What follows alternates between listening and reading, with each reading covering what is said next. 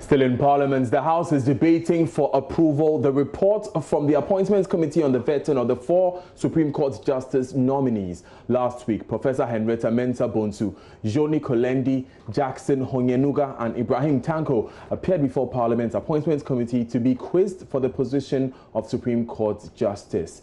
The committee has presented its reports to the plenary and the debate is currently underway on the floor of the House. Let's take you live there for a bit of the debate, and we just saw the Minister for Communications, Esther Usekufo, take her seat. She just finished her submission. Let's join the feed. The leaders conclude in 5 minutes. Please. Thank you very much, Mr. Speaker. Mr. Speaker, I would like to very quickly draw attention to a few corrections in the report. Page 3, the second paragraph, the nominee was treasurer of the Bar Association, not treasurer. It should be treasurer of the Bar Association. Page 23 of the report, Mr. Speaker, the institution is the Ghana Armed Forces Staff College. Senior should be deleted accordingly. And still on that page, under responses to questions, the first line, the first sentence should be visualizes. And finally, at page 27, item number 13, the court needs a manuscript. So, Mr. Speaker, I thank you for the opportunity to effect these corrections. I must commend the chairman of the committee and the clerk for carrying out a very judicious work, including the ranking member, my own minority leader, who I know has spent days and a lot of man hours in putting this report together. Mr. Speaker, the nominees who appeared before us, as has been said, was quite a fine balance.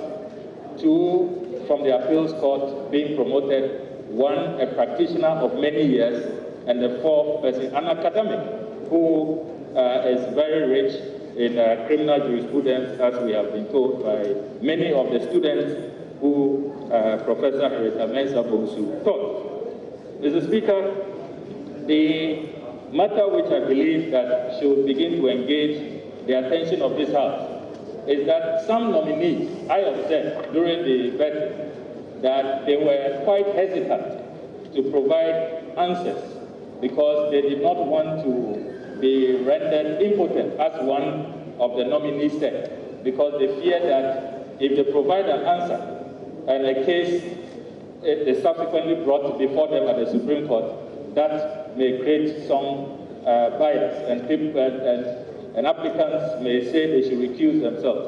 I believe that, Mr. Speaker, moving forward, we should encourage nominees to be as free-minded. I have watched these proceedings in other jurisdictions, and they state they make their case, they state their points, they indicate their philosophies without prejudice to whatever case may come before them. I think that we want to really know thoroughly what these nominees stand for and what their positions are. And nothing prevents them from even changing their mind when they assume the role if given the nod. So I think that, Mr. Speaker, that matter really moving forward will have to engage the attention of this House so that nominees can be as free as possible to put across their arguments and their philosophies. For example, matters to do with gay rights, we should know. Matters to do with the position on abortion and certain provisions, so far as human rights are concerned and all of that. I think that we should not see any restrictions at all. Having said that, Mr. Speaker, the nominees generally, as has been said, did acquit themselves creditably.